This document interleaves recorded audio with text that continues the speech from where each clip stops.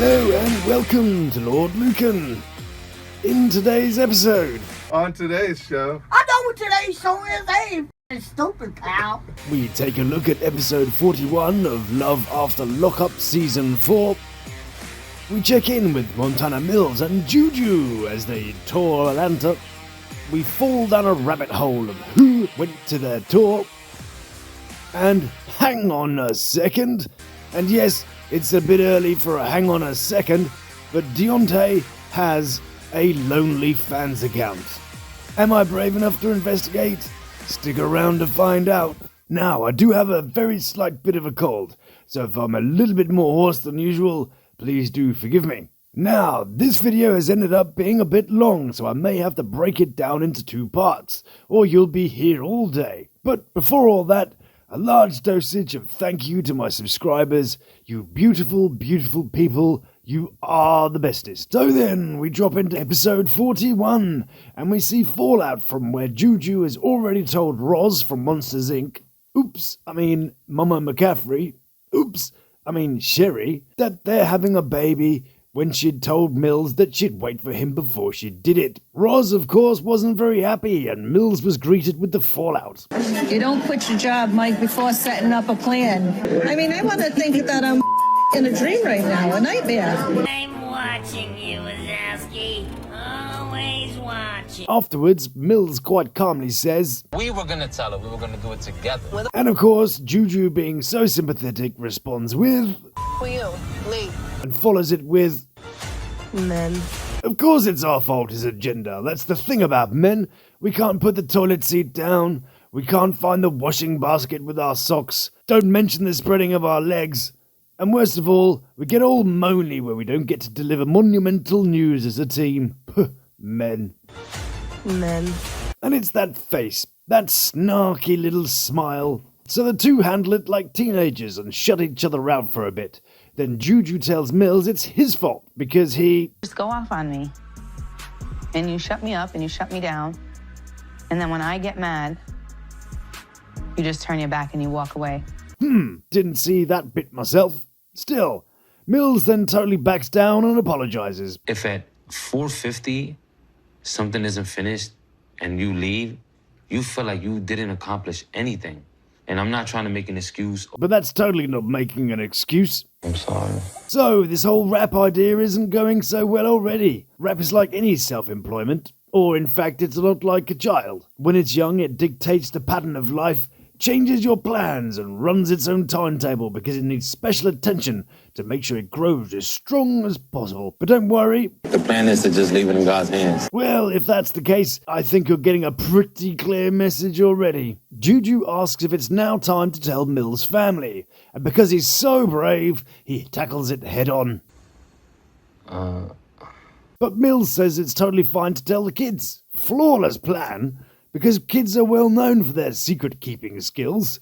If I had £1 for every time my kids dropped me in it, I'd have at least £6.50. My daughter actually takes great pleasure in telling people that she once farted in my face, or that her mother once pooped in her shoe.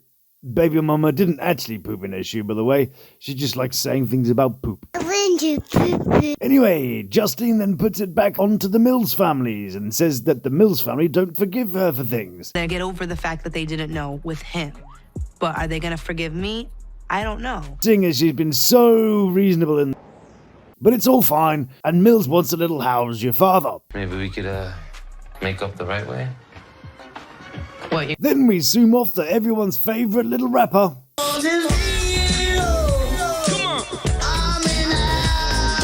Oops, this one.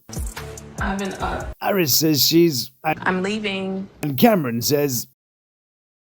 showing us how important it is to communicate in a relationship. Grown-up couple number 2 then have a meaningful conversation.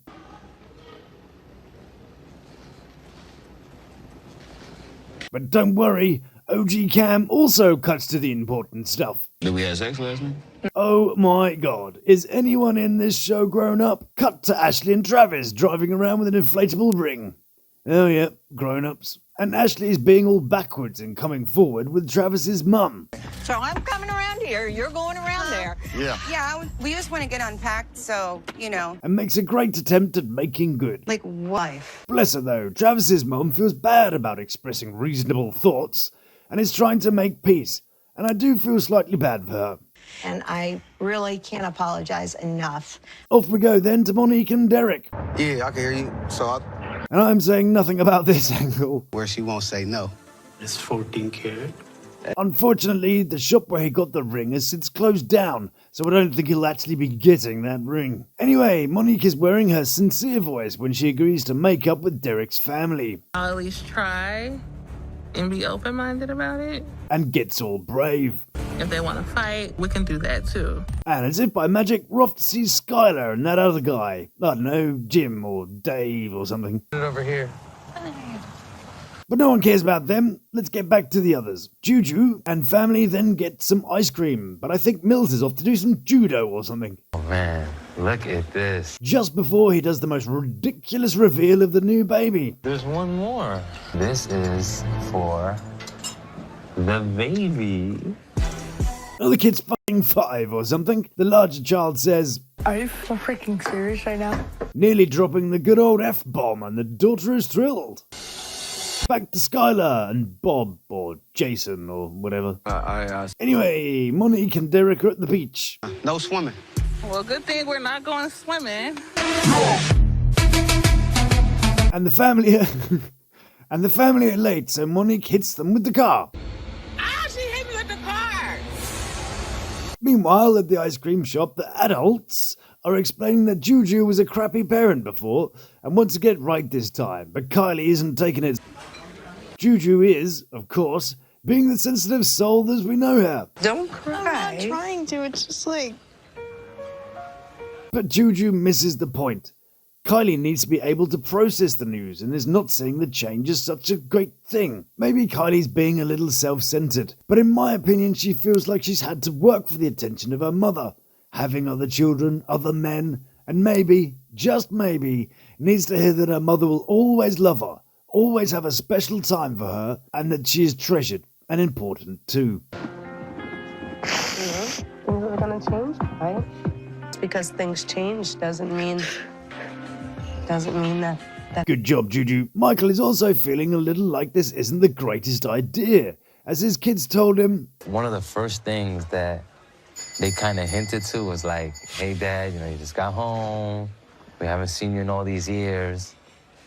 Please don't go having a baby. well, that's not exactly a hint, is it? That's more of an absolute, Daddy, please keep it in your pants kind of message. That came from them. Look how impressed he was that his kids were intuitive enough to know he'd be repopulating Rhode Island. So why the f*** are these people doing it? Oh yeah, that's right, because they're f***ing 12. Cameron is then on hand too. Do it for mankind. Get the out. I don't even want you in here. Divorce me. As he doesn't see the severity. I mean, I really don't see the severity of the situation. He just wants his G.I. Joes back. So can I have my ring back? Suddenly, Aris pulls up her big girl socks and asks for a solid commitment. I need you to be a good role model for Lena. The partying has to subside a little bit. Is this something that I can count on you for? Wow, a thumbs up. That's a commitment. So, off to the airport they go, and she'll be away for the next 60 days. 60 days! Would you leave this guy alone for 60 days? Confident in the knowledge that he'll be a good boy? Then we go back to Skylar and Gary or Craig. I'm ready to pull it out. Yeah, I don't care. Back at Trainwreck Central. You want to fight? We can fight. Man, shut the up, that dumbass. Shut the up. You shut the Shut the up. Chill out, chill out, chill out. No, you need to chill out. Man, apologize. No, I ain't apologizing for You a bitch. What's wrong with you? I'll You be tripping. one. I'll be one. Derek and Monique are having a reasonable discussion about the day's events. And me having to, wash my bag, looking for white cars, this is not... Ooh, look out, it's a white car. Derek then has a conversation with himself and makes some sense. Everything in there moves slow. Slow. Everything move fast out here. And Monique decides that she's had enough. I'm packing my bags, and I'm leaving him.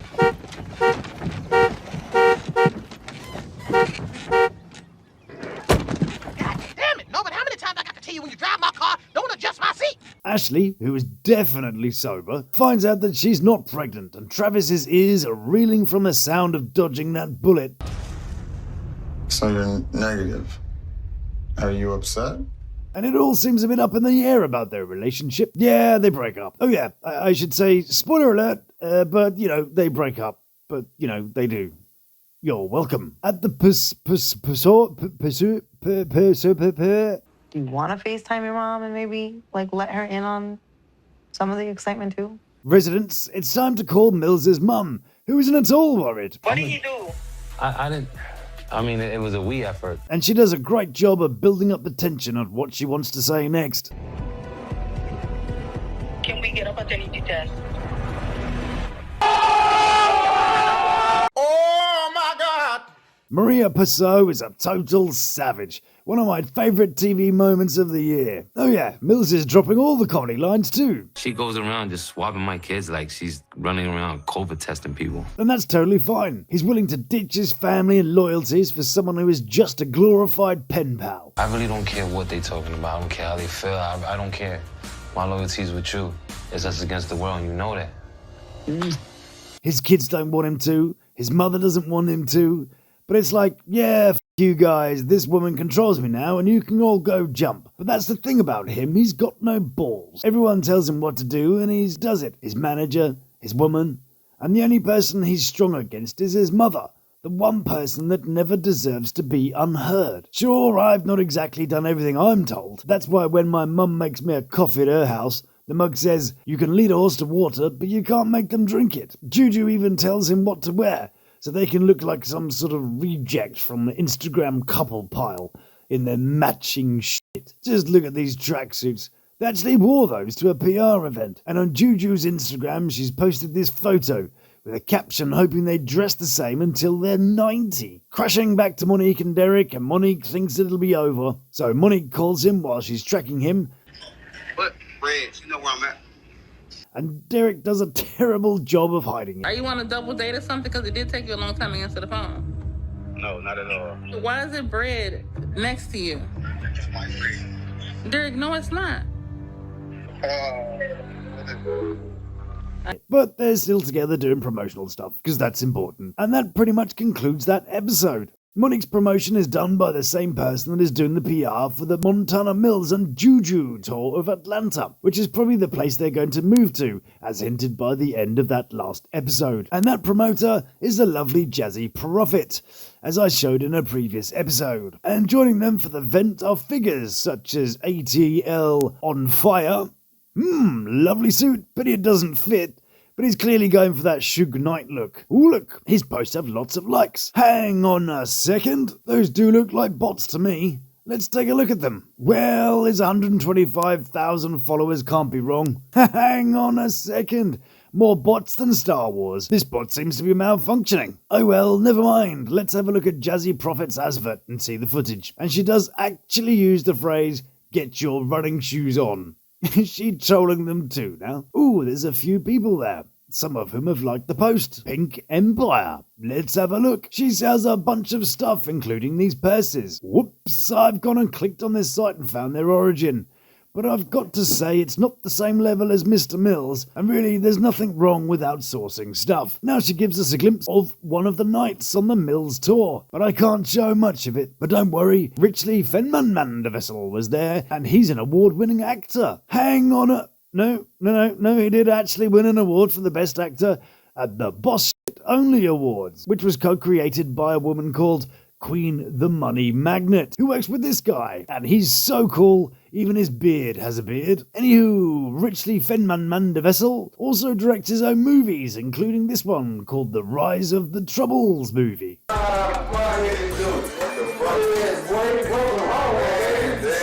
Montana Millz was having a lovely time over the course of the promo weekend and even got interviewed by this fluffy individual.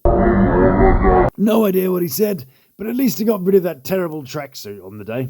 He wasn't the only star there, of course. He was joined by Tashina da Boss Chick. Tasha hugs you, but Tina good. And of course, Kay Kakashian was there to interview him, and he says, the album is almost done. New design. Okay. Yeah, sure there is. Have AliExpress got some new stock? I had a look for some footage of Montana Millz rapping, but I couldn't find any anywhere. Which is a shame, really. Now, whilst searching about on the Tinterweb, I also stumbled across Deontay's Instagram, which had this link tree. And as promised, I did mention that Deontay, the king of simping, has got himself a lovely, lonely fan site. Was I brave enough to go there? Yes. Yes, I was. But don't worry, the following content is not hazardous to your eyesight, only to your mental health. Now, important to note is there is nothing to see if you don't subscribe, which was not only a relief to me, but especially to my brave assistant who went there first. One of his posts with a whole 5 likes is this one, and I wonder how the new lady in his life feels about that. But I get the feeling that it's not all what we might think. I don't know what slobbing is, but I think she gets him a bit messy, perhaps some sort of fluid involved, and that she puts a toy on him. Notice the word on, not in, and the other one just twerks on his head. So my interpretation of this scenario is that one of them was oiling him up and putting his Legos on his chest, while the other one did a bit of dancing on his head. And I'm sure it was totally as innocent as that. So then, what have we learned today, dear viewers? Well, fakery attracts fakery. And I heard a wise man once said, you are the average of the 5 people you spend most time with. And if those 5 people are fakes, then chances are you're a fake too. There's one thing that is hard to fake, and that's the love that you get from your family, and they deserve the best of you. It's hard not to be led by the people around you. They can say some nice flowery things and make you feel all good, but that ear candy has an expiry date. If you act with honesty and clarity, then the world returns the favour. And I would rather have a genuine world that isn't a fairy tale than a fairy tale that is my world. That's it for today. It's been great seeing you. Stay beautiful. Love to my 3. You take care of yourself.